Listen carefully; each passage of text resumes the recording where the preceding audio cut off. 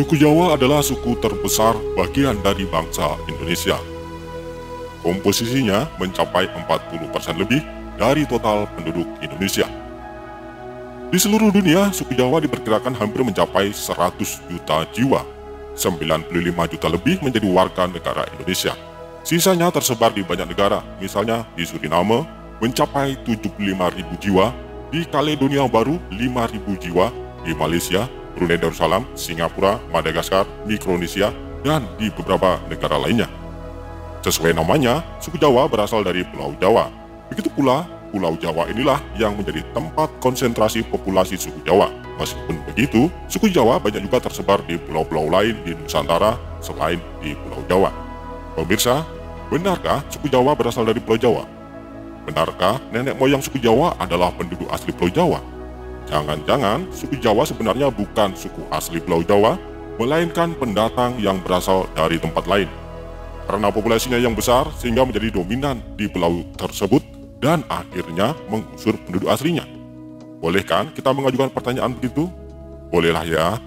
Video ini akan menjawab pertanyaan, benarkah suku Jawa, tepatnya nenek moyang suku Jawa, adalah penduduk asli Pulau Jawa? Benar atau tidak? Simak video ini hingga selesai.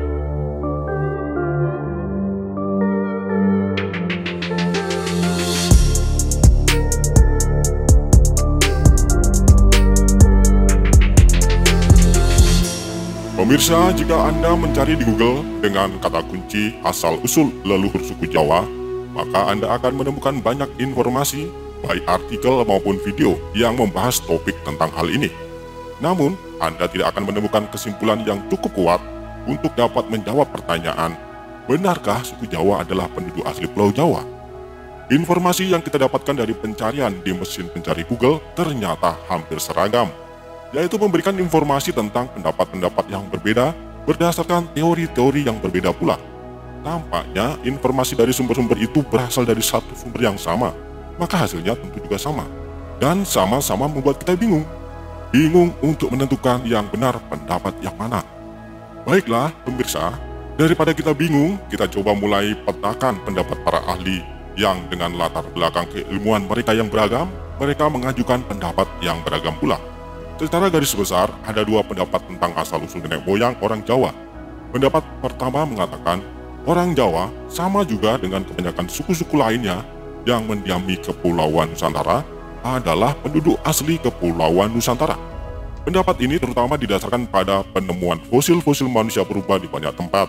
Misalnya, fosil Meganthropus paleojavanensis yang ditemukan di Sangiran, fosil Pithecanthropus erectus yang ditemukan di Trinil, dan masih banyak lagi fosil lainnya.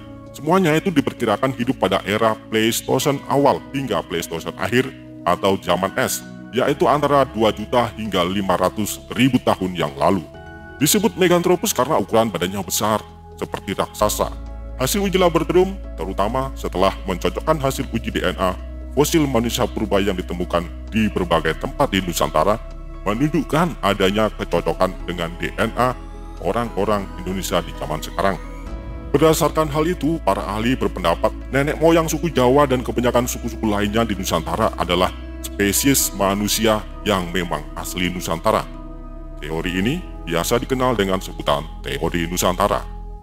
Namun dengan menggunakan metode yang sama yang dipakai oleh para pendukung teori Nusantara, ternyata ditemukan juga kesinambungan antara spesies manusia purba yang ada di Nusantara dengan manusia purba yang berasal dari benua Afrika, dan juga dengan manusia purba yang ditemukan di banyak tempat lain, misalnya di Cina.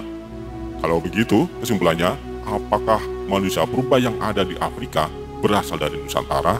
Atau sebaliknya, manusia purba yang ada di Nusantara berasal dari Afrika?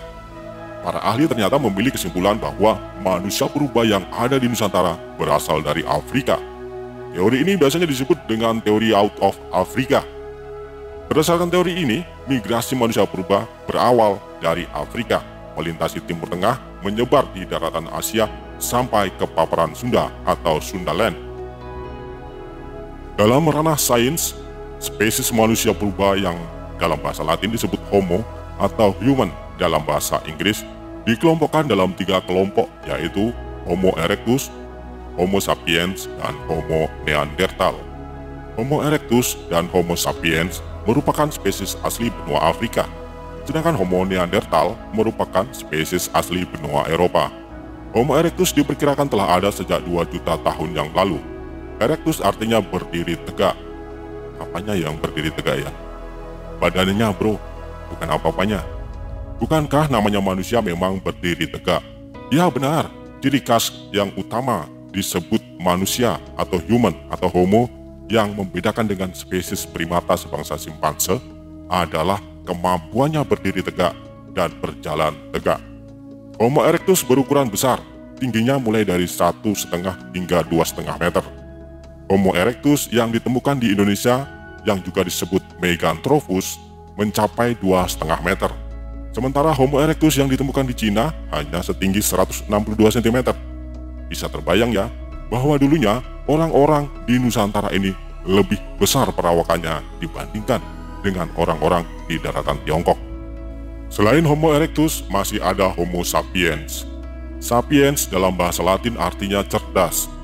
Melalui penamaan Homo erectus dan Homo sapiens, dapat kita ketahui bahwa manusia erectus lebih mengandalkan kekuatan fisik untuk survive, sementara manusia sapiens mengutamakan kecerdasannya. Homo erectus mengandalkan berburu dan mengumpulkan makanan untuk dapat bertahan hidup, namun manusia sapiens mulai bisa bercocok tanam, menggunakan api, dan mengolah logam untuk menjadi peralatannya. Karena itu, Homo sapiens dapat bertahan hingga kini, dan kita semua adalah keturunannya. Sementara Homo erectus telah musnah, tinggal fosil-fosil saja yang dapat kita temukan. Uji DNA manusia di Indonesia menunjukkan kecocokan genetik dengan Homo sapiens dari Afrika.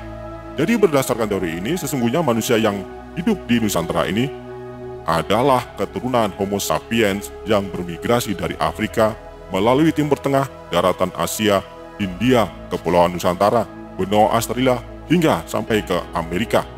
Begitu pula jenis Homo erectus yang fosilnya ditemukan di Nusantara juga berasal dari benua Afrika. Homo erectus dari Afrika bermigrasi sampai ke Nusantara. Ketika itu belum terjadi kenaikan air laut akibat mencairnya es di kutub, sehingga sebagian besar pulau-pulau di Nusantara masih menyatu dengan daratan benua Asia. Pulau Kalimantan, Sumatera, dan Jawa masih menjadi satu dengan daratan Asia yang disebut dengan paparan Sunda atau Sundaland. Berdasarkan teori ini, baik Homo erectus maupun Homo sapiens yang mendiami Nusantara, termasuk suku Jawa, bukanlah spesies asli Nusantara, melainkan pendatang yang bermigrasi dari daerah asalnya, yaitu benua Afrika. Dalam rentang waktu yang sangat lama dan dalam beberapa tahap gelombang migrasi, mulai dari 1,5 juta tahun yang lalu yang dilakukan oleh Homo erectus dan sejak 600.000 tahun yang lalu yang dilakukan oleh Homo sapiens. Namun teori out of Africa ternyata bukan satu-satunya teori yang mengatakan bahwa nenek moyang kita sejatinya adalah pendatang alias bukan penduduk asli. Misalnya saja teori out of Yunan mengatakan bahwa nenek moyang kita berasal dari Cina Selatan, tepatnya dari daerah Yunan. Belum lagi teori yang berdasarkan pada studi linguistik maupun berdasarkan kebudayaan dan peradaban masa lalu juga menunjukkan bahwa nenek moyang bangsa Indonesia berasal dari tempat yang jauh, bukan asli Nusantara. Admin tidak akan membahas secara detail teori-teori itu. Intinya, ada dua pendapat tentang asal-usul nenek moyang bangsa Indonesia, termasuk juga nenek moyang suku Jawa, yaitu ada yang berpendapat bahwa nenek moyang kita memang penduduk asli Nusantara, namun ada yang mengatakan bukan berasal dari Nusantara. Mengapa harus berbeda pendapat?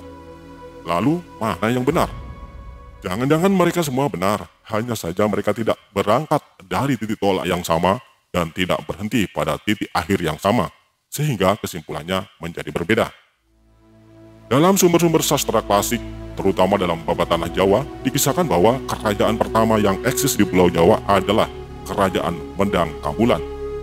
Kerajaan ini seperti sebuah kerajaan dalam dunia mitologi, sebab tidak diketahui di mana bekas tempatnya sekarang ini, dan tidak ada peninggalan yang ditemukan dari era kerajaan ini.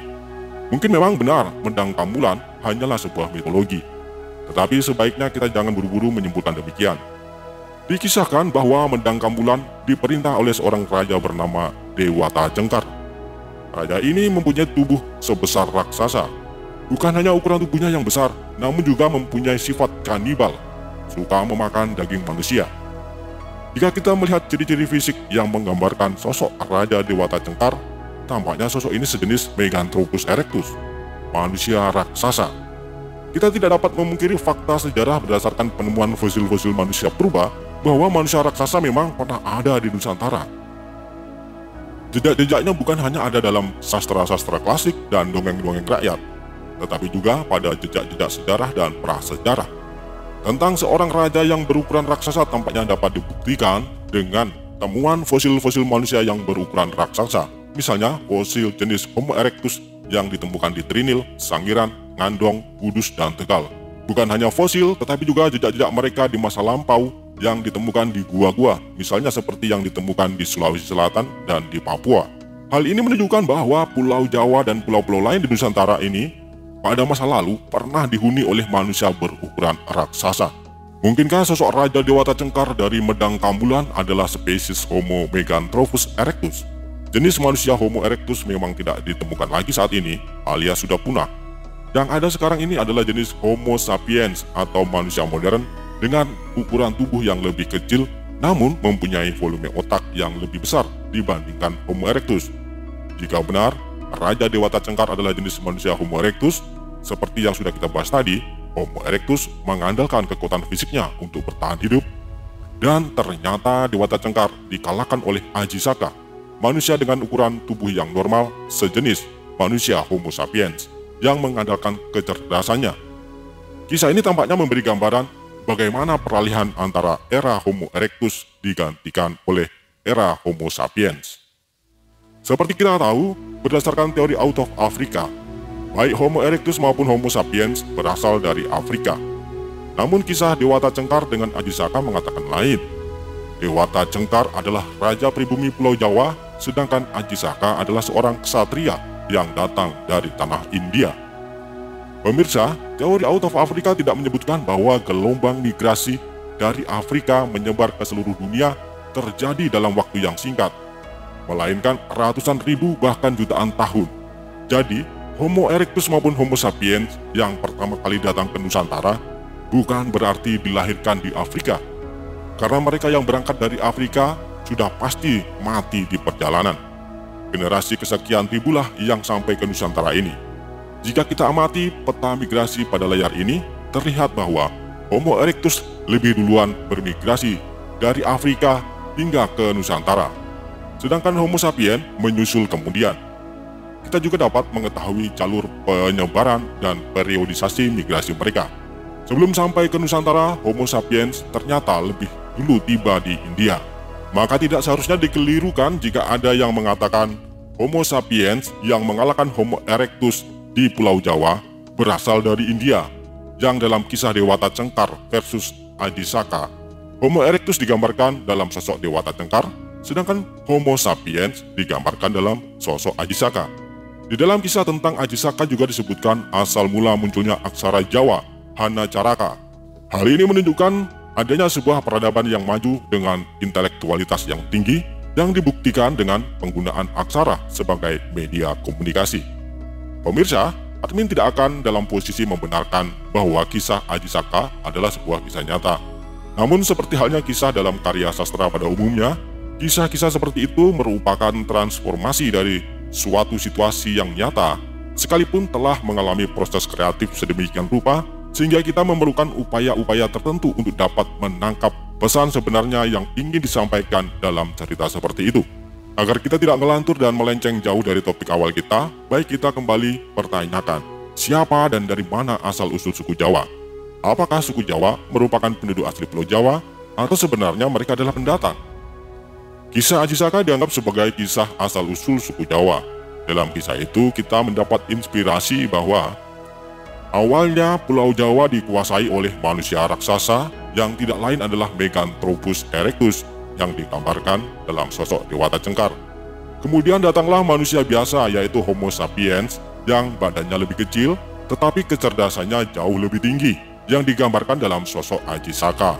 Aji Saka inilah yang dianggap sebagai nenek moyang dan leluhur suku Jawa. Entah sosok Aji Saka adalah sosok historis yang memang nyata pernah ada, atau hanya sebuah personifikasi dari sebuah peradaban maju yang masuk ke tanah Jawa. Yang jelas, kisah itu dapat kita sandingkan dengan bukti-bukti arkeologis, dengan ditemukannya fakta sejarah adanya manusia raksasa yang pernah mendiami Pulau Jawa, juga pulau-pulau lain di Nusantara yang berbeda secara fisik dengan suku Jawa hari ini. Pemirsa, admin tidak ingin menarik kesimpulan yang definitif tentang hal ini. Narasi ini terbuka untuk Anda kaji dan Anda kritisi lebih jauh. Tuangkan pendapat Anda pada kolom komentar jika Anda ingin berkontribusi untuk mengembangkan gagasan yang dipaparkan dalam narasi ini. Terima kasih sudah menyimak video ini. Salam sejarah, Rahayu Sagung Dumadi. Wassalam, semoga Tuhan memberkati.